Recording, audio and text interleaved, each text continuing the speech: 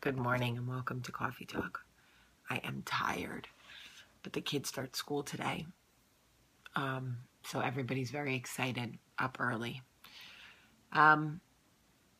So for those of you who watched Pillow Talk last night, thank you very much for watching.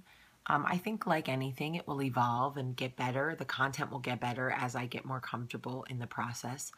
I think that I wish that when Michael and I were going through some really hard times in our marriage, I wish I had something to watch, somebody that I could actually relate to talk to me. People go, do you try therapists?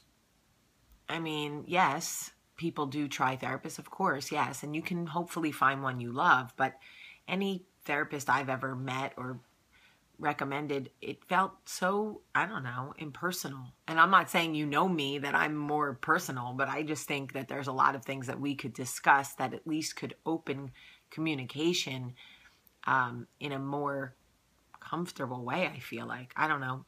Anyway, my point is that I started Coffee Talk almost a year ago. And when I first started, it was kind of, and it evolves like anything else. Which leads me to my point of today's conversation.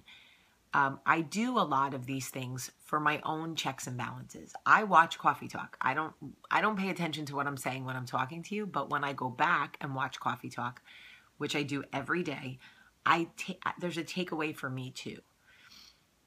People always say, Jamie, what do you want?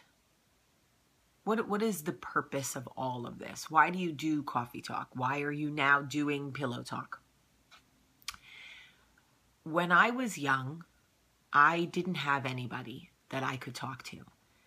I could do 900 coffee talks on what I would say to myself when I was in my teens, or what I would say to myself when I was in my 20s, or even early 30s, or even last year. But the truth is, I probably wouldn't have listened. That is the cold, hard truth about who I was. If 38-year-old Jamie went back to 17-year-old Jamie, 17-year-old Jamie would have been like, ew, overly tan old woman with really thinning hair and too many kids. You really need to stop talking to me right now. And that is the truth. I was a gem, wasn't I? It's not to say that I don't have good advice for teenagers, and it's not to say that I don't have good advice for 20-somethings. I do, and I could talk to them all day. I just don't know that they would listen. So what I try to do is be the person that I needed when I was younger. That is what I try to do with Coffee Talk. That is what I try to do with Pillow Talk. I'm working on a Pillow Talk now for teenagers. I don't know that when I was 16, I would have listened to me, but it's not to say that I won't share the information. I'm going to give it to them. Whether they want to apply it to their own lives or not, that I can't say. But wouldn't it be amazing if we all sort of looked at what our struggles were as teenagers and 20-somethings and then went out into the world to be the person we needed when we were younger? That is the void. There are no, I don't think, and I'm searching, really good role models for 16-year-olds right now. I mean, if there are, I don't have a 16-year-old. Maybe there are some. I'm just saying from the landscape of what I see on TV and social media, I'm not familiar with any off the bat. I do think that a lot of these kids are real in what they go through. I look at somebody like Selena Gomez, who's been very open about her heartache with Justin Bieber and that relationship and how it's pulls her back in and all of that. And I go, okay, that I can relate to because I was in a relationship like that when I was 17, but I think she's older. I don't know. You get my point. My point is that you have an opportunity today to set out and be the person you wish you had when you were younger. That is what we should all be doing. That should be our contribution to social responsibility, is how can I go out today and be the person I wish I had when I was going through a hard time at 17 or 24 or whatever.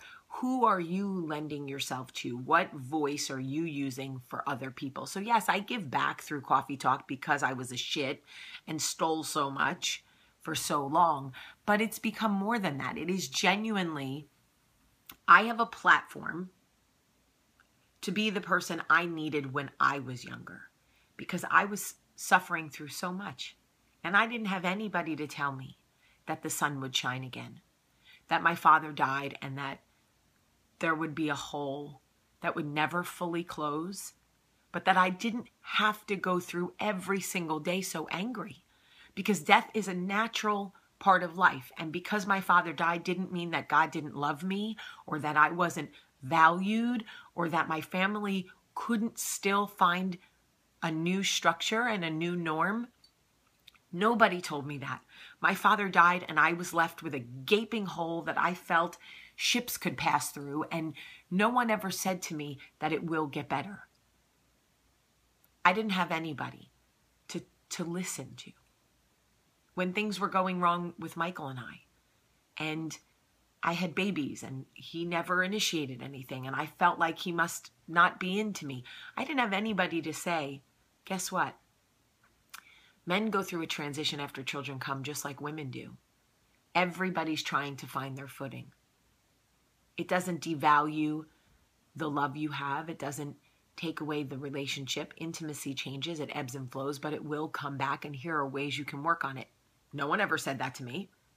I was just out here thinking, well, I guess our marriage is over because he never looks at me like that anymore.